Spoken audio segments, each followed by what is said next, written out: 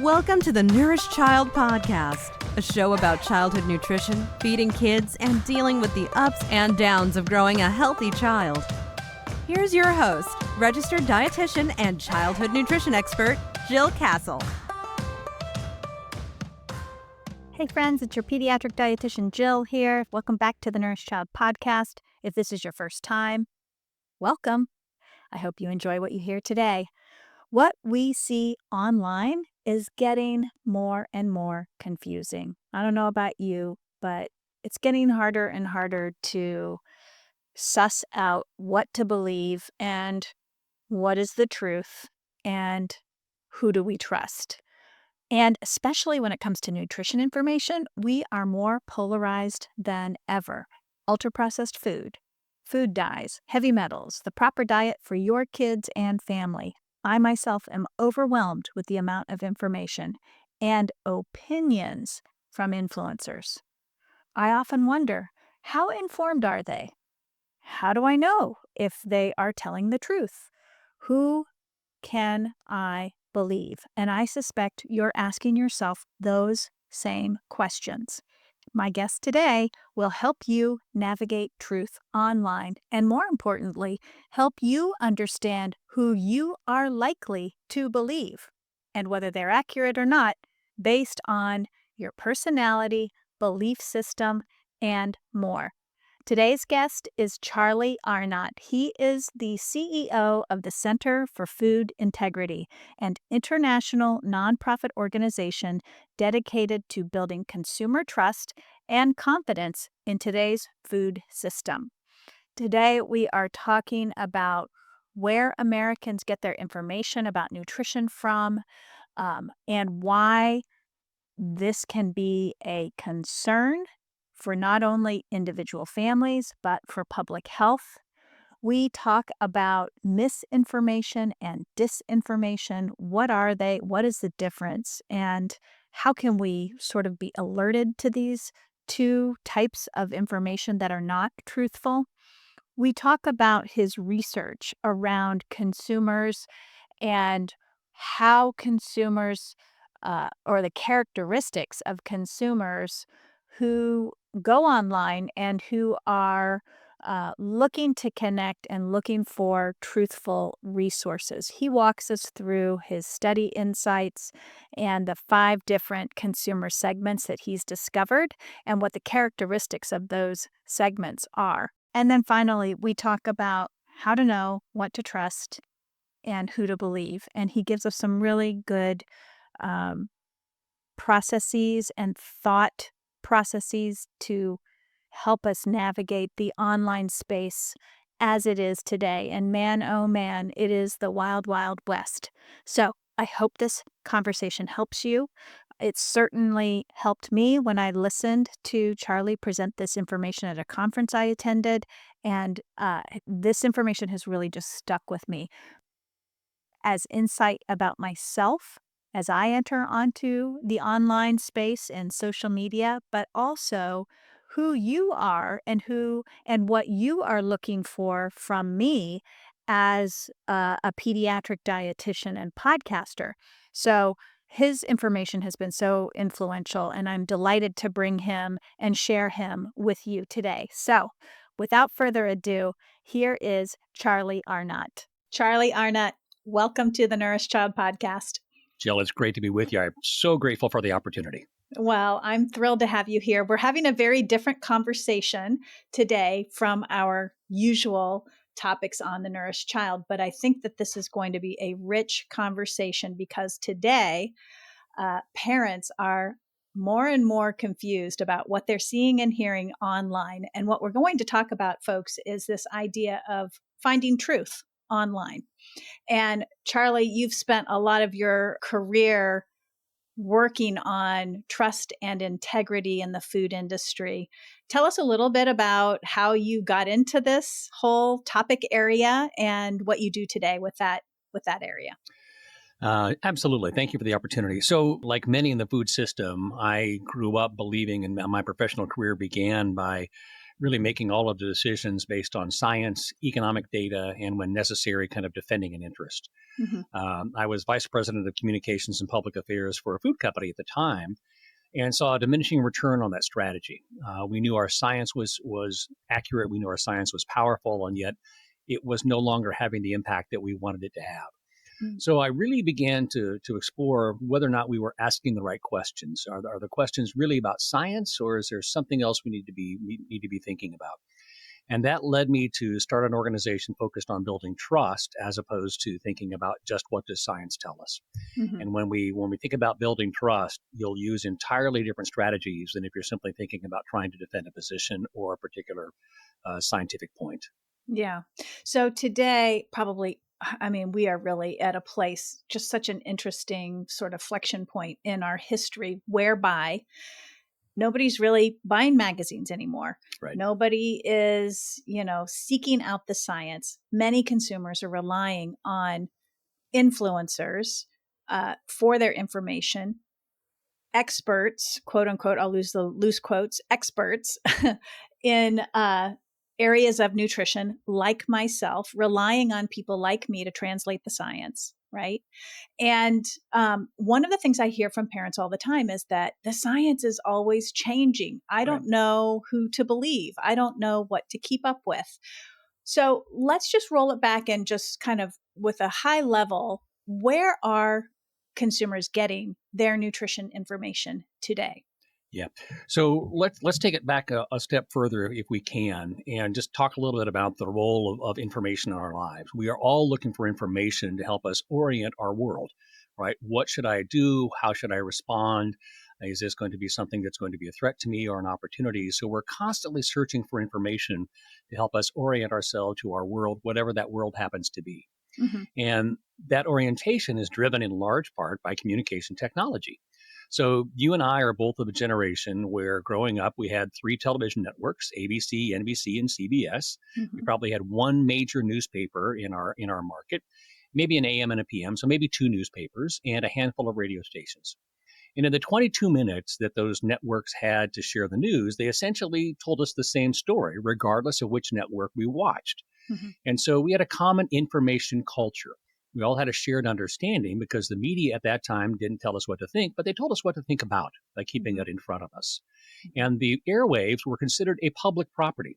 And having worked in broadcasting, you had to have a license to have a station, whether it was a television station or a radio station. To be on the air, you had to have a license. You had to agree to participate and follow certain guidelines and standards to make sure that we had fact based information, that we were stewards of those public airways and creating publicly valuable information. In 2004, Facebook was founded. And so the transition from mass communication, just having a handful of outlets, to masses of communicators where anybody who has a smartphone can be a content creator and can also access an infinite number of channels, fundamentally disrupted that whole information environment. And so now we're flooded with information sources, and we're not sure where we should go for information, who we should trust, who might be trying to manipulate us. And there is no longer any kind of regulatory framework to provide oversight to say, hang on, Facebook, Instagram, YouTube, TikTok, this is inbounds and that's out of bounds. And Hmm. so we have not yet created any kind of mechanism to provide guidance to the users of social media to say, this is what you can trust, this is what you should believe, this is what is not trustworthy, and this is what you should not believe. So the confusion is understandable. 76% of Americans interact with social media at least once a day. Only 41% interact with mainstream media once a day. Mm. So we're getting our information from social media in an environment that is no longer regulated, has no guidelines about what is trustworthy or not trustworthy. And so it's user beware as you enter into that environment to search for information. So as parents are trying to make informed choices for themselves and their families, it's a difficult environment in which to operate. Yeah. And to muck everything up even more, about a month ago, Mark Zuckerberg, Meta founder, rolled back third-party fact-checking on Facebook, Threads, and Instagram so that there would be less censorship. And so now we are policing our own information, Yeah. which really is kind of nutty. It's absolutely nutty because what's happened, when we had those major communication, kind of mass communication, we kind of targeted the middle of the bell curve. That's gone because with social media, what we've seen is an infinite proliferation of microcultures, each with their own belief system, their own values, sometimes even their own codes or language that they're using. And it becomes a challenge to connect with those. And now, essentially, what the social media companies have said is you decide what's true for your microculture. We're no longer going to be an arbiter. We're no longer going to decide what is factual because your truth is as valuable to you and as true for you as my truth is to me. And so, again, that just adds to that confusion and the challenge as people are trying to sort through the information and make informed choices for their families. Yeah. So one of the things I hear a lot about, and I'm not sure we really got into this, and I met you at a conference, and Charlie gave an amazing presentation that just has literally been percolating in my brain ever since for personal reasons, for my audience outreach reasons. But we did touch a little bit on mis and disinformation, and it is relevant to this conversation. Can you, for the listeners, sort of tell us the differentiation or differentiate between misinformation and disinformation? Absolutely. So 82% of U.S. consumers are concerned about misinformation, right? So this is a very common concern across all consumers for all the reasons that we've discussed, right? There's no regulation. There's nobody saying that this should be believed and this shouldn't be believed. So misinformation is the sharing of information that's not factual without any motive, right? So you heard something or you read something and you shared it. So there's really no motivation for it. So I heard that ivermectin is now going to help me prevent COVID, or I can cure my COVID by taking this or taking that or something else. That's kind of misinformation. Disinformation comes with a motive. It could be political, it could be economic, it could be something else. So if you're reading or hearing somebody and they are coming up with a very energetic argument against or for something, and oh, by the way, this is why you should buy this, that's disinformation, right? Or this is why you should vote against or for this candidate. Oftentimes that is disinformation because it comes with a motive. Misinformation is just the sharing of information that doesn't happen to be factual. As we were talking earlier about the role that information plays in our world to kind of help us orient ourselves, when there is a major disruption like COVID, it brings a lot of information into question and it causes people to go out and search for more information to reorient themselves. And so that creates an environment where misinformation can simply become relevant and rampant in that environment because everybody is searching for information about how do I protect myself? How do I protect my loved ones? What do I do? What should I take? What should I eat? What should I not eat? Where should I avoid? And so anytime you have a situation that creates a lot of disruption, there's going to be a search for more information, which then creates an environment that is really ripe for misinformation. So misinformation is simply the unintentional sharing of things that aren't factual. Disinformation comes with a motive. So it's important as you begin to sort through what you're looking for online is to try to understand what's driving this topic, what's driving this information. Is there some commercial or political motive behind this? And if so, is this information I can trust? Yeah. That's good. I mean, I'm thinking of some current examples are flying through my head. COVID was a great example, kind of beyond that. But, fluoride in the water. Yep. That's another one. Ultra processed foods. Everybody, that's top of mind for everybody. And people are out there looking for information to confirm their biases or to refute their biases. So let's take the parent who is out there looking for accurate information. And there is this wild west of information, for lack of better words, out there. How do they even go about navigating that? And are there things about a person's personality and tendencies that tend to make them go to certain information? Yeah, it's a great question. So we'll answer the last part of that first. And that really is the tendency to go look for specific information. So we have a peer-reviewed and published model for what it takes to build trust. And what it indicates is that the perception of shared values is 3 to 5 times more important than data in building trust. So we are likely to look for those sources that reinforce our confirmation bias, as you noted, Jill. So we're looking for those with whom we have a values based connection, where we have some kind of belief that we believe is similar to that source of information, and that implies a certain level of credibility, whether or not that credibility is justified, because values, again, are 3 to 5 times more important than data in building trust. So, Jill, we know that values are the driver for trust, and we recently completed some new research which helps us understand what are the beliefs and values of different consumer groups as they're looking for information across the food system. They're trying to find out what's the right information for them, and we all have a confirmation bias, so we tend to look for information that reinforces our existing worldview.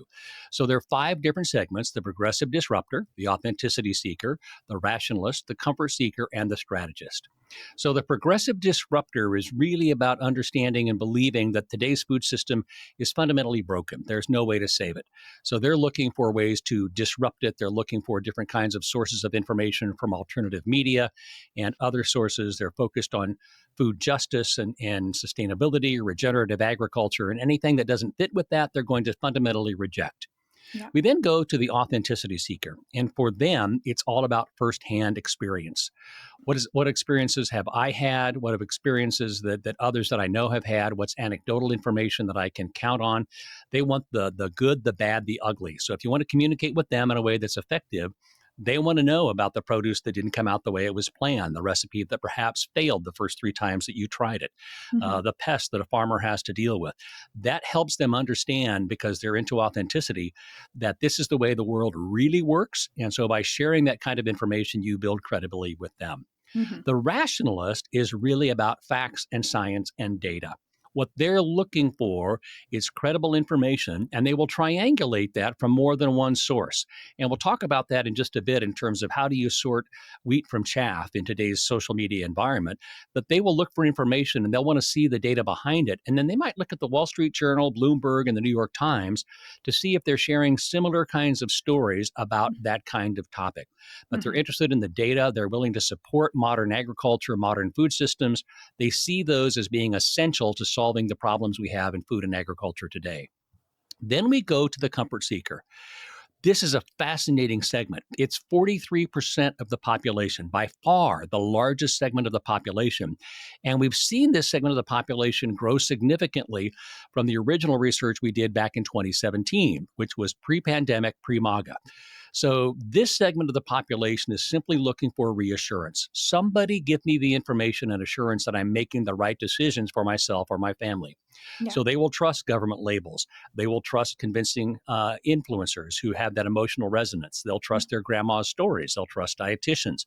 They're looking for someone to give them permission to believe that they've made the right decision. And then finally, the strategist. The strategist is all about using information for competitive advantage or reinforcing their existing worldview. So they will disregard information about sustainability. They'll disregard information about community well-being. It's all about what's going to benefit them and the causes and information that they feel it gives them a competitive advantage in whatever sector they happen to be working in.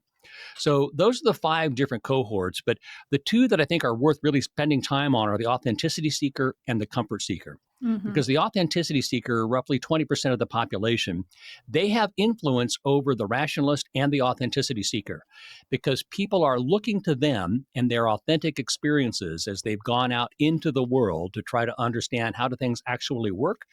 That has influence over the rationalist and also the comfort seeker. Their firsthand experiences and their emotional connection resonates with the comfort seeker, who's 43% of the population. So it's just interesting to see how all of these play out based on their beliefs and their biases. And there's no right or wrong. It's a matter of just kind of understanding what are these beliefs and how can we can then connect with those individual segments based on those beliefs and values. It's so interesting because right now I'm thinking of myself when I go online. I like to look at women over 50 who are doing strength training, and they always tell a story about how they overcame this or that and got stronger. And that always resonates with me. I'm like, Sure. oh, she did it. And I think it resonates with a lot of people. But then the comfort seekers, I think, a lot of my parent followers are comfort seekers. They want to know Absolutely. that they're doing a good job. They want to know that they're making good decisions for their family.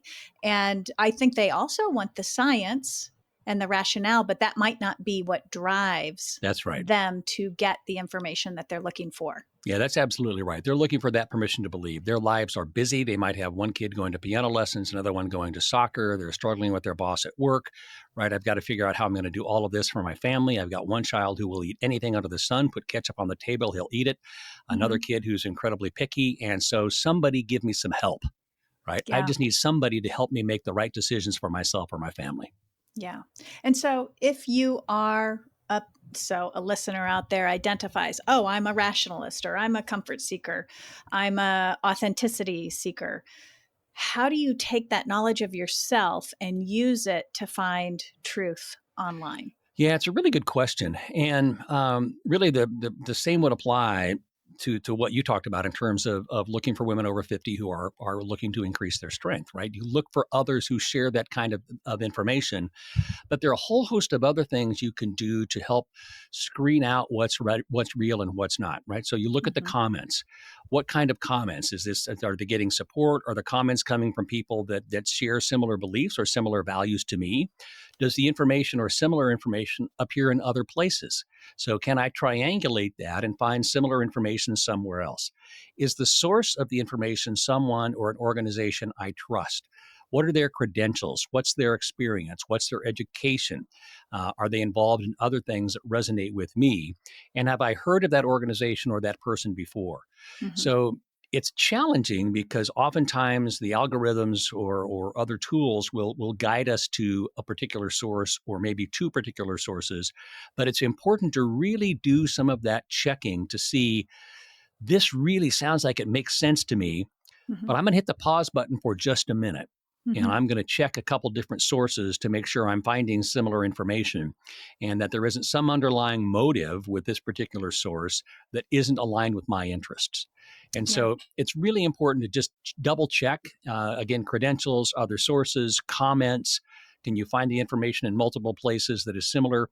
Because as you know, not even all credentialed experts will share similar information. Some have very, very different perspectives on what might constitute truth or what constitutes good advice. So you're looking for, some kind of preponderance of evidence, for lack of a more articulate descriptor, to say, yeah, this makes sense to me.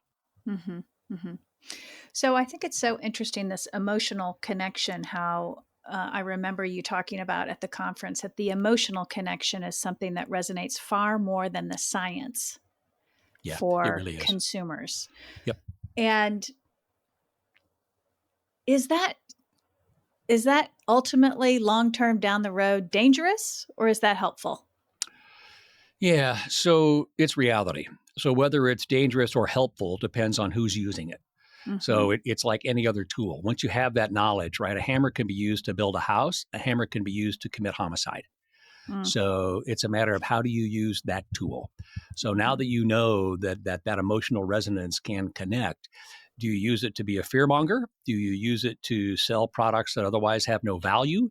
Or do you use it as a way to make that connection with parents and others who have legitimate concerns and an understandable level of anxiety as they try to make decisions about how they're going to provide for their family to have healthy, nutritious meals that everybody will eat within their budget? Yeah. I think at the end of the day, for me, I want to connect with my audience, but I also very much believe in agency and autonomy. And I believe that my job personally is not to sway somebody one way or another, but to just lay out the options, because at the end of the day, it's not my choice, it's their choice. That's right. Right? That's right. Yep. And it does get to be so, it does feel like a Wild West, and everybody's pushing and selling something online, and it is hard to find the truth. Now, is there a role for science online? Is there a role for, physicians and governmental agencies? Some of these, highly trained, steeped in science organizations that are putting out really good information for consumers. Yeah, there absolutely is. What we say is that science is always essential, but it's never sufficient. Yeah, I love that quote. I actually have that right here, Charlie. I wrote that quote down. I was like, I have it on my computer to remind me. Oh, good for you. Good for you. Because I do err to the science. Well, I think that's one of the challenges is one of the reasons that our values-based communication training that we've done across 15 countries has been so helpful is because scientists are trying to find ways to make their information more impactful. And the way you make the science more impactful is by finding ways to connect with people and their values. Yeah. Right? Those are not mutually exclusive. You're not making the science less important. You're making it more impactful by finding ways to connect with the values first. So there's absolutely a role for science, but we've got to find a way to make science more relevant in this communication environment. And that frequently is a challenge for people who view the current environment as being so messy, so disorganized, so disingenuous, so disintegrated that they want to have nothing to do with it. In so doing, from my perspective, the science community is abdicating their responsibility because I do believe it's critical that we continue to make sure that science is relevant in these conversations and science is presented in a way that makes it have important impact in people's lives. And to your point, empowers them to make choices, right? It doesn't tell them what they should or shouldn't do, but it empowers them to make the right decisions for themselves and their families. We all want people to eat more fruits and vegetables. Which fruit, which vegetable? Go for it, right? Yeah. Well, whichever fruit or vegetable What you form? like. Go right. for it. You go for it, right? It doesn't make any difference. We all know more fruits and vegetables are good, but if your kid's not going to eat that, maybe they'll eat this, right?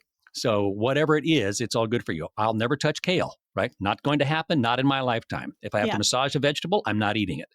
But anything else is game, right? So Yeah. No, that's very good.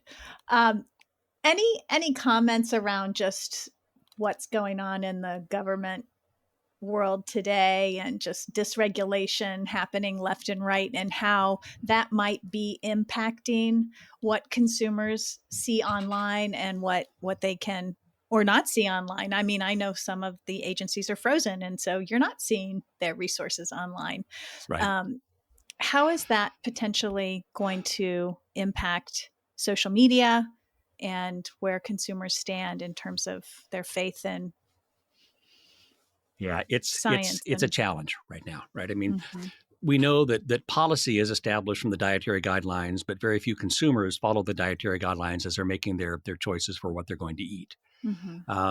RFK was just confirmed today, and so the MAHA agenda will now become formal policy in different ways.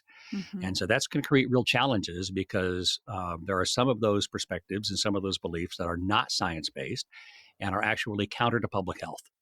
And so I think it's going to be even more important for there to be a narrative that helps people make different choices and better informed choices based on information, which means that the scientific community even has a greater obligation at this moment, in my opinion, to lean into the communication environment and to make sure those voices are heard.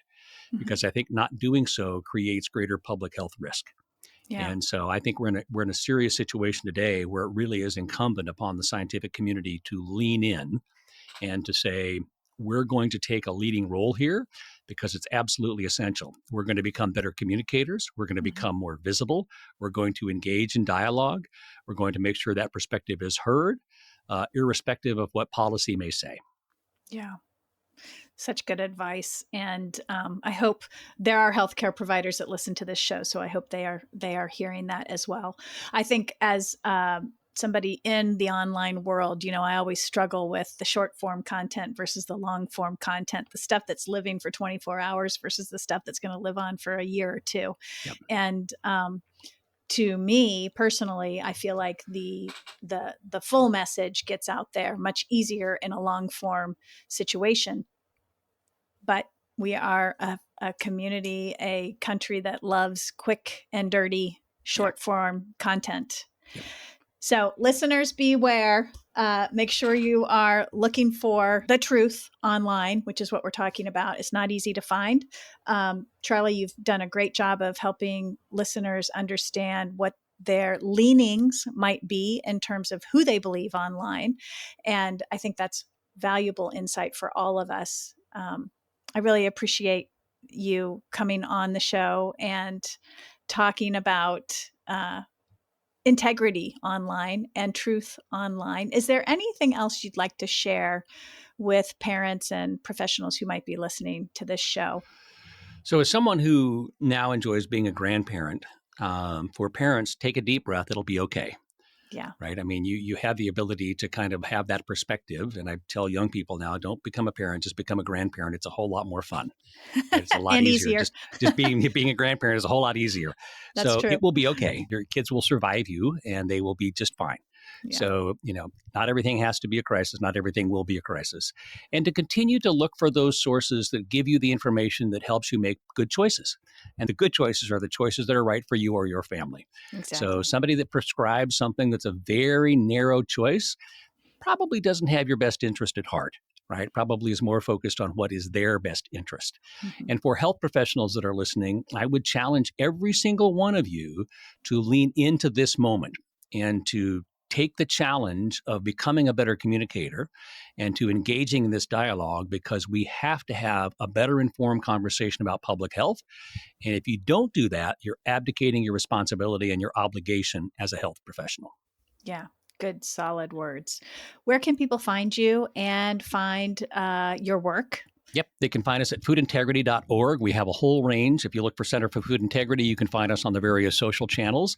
And we're always happy to engage, respond to emails, calls, texts, social media posts, LinkedIn, whatever it happens to be. We're more than happy to engage and would be welcome that opportunity. And Jill, thank you for the opportunity to be with you today. It's been a great pleasure. Well, and I also want to just give a little plug for your newsletter. I just signed up for that today. Oh, great. So I'll include that link as well. But Wonderful. awesome having you here, Charlie. You're doing great work, and I really appreciate your time. Thank you. Well, I hope you enjoyed that conversation. Charlie is a wealth of information, and as he pointed out, everything's going to be okay, even though it looks like a mucky muck show right now. We'll all be okay. I hope for you that you seek the truth and keep looking for it.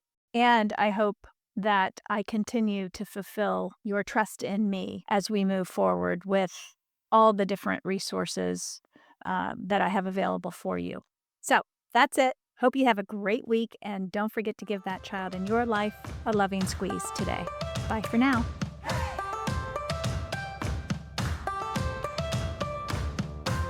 Thanks for listening to the Nourished Child podcast, where the #1 goal is to help you grow a nourished child inside and out.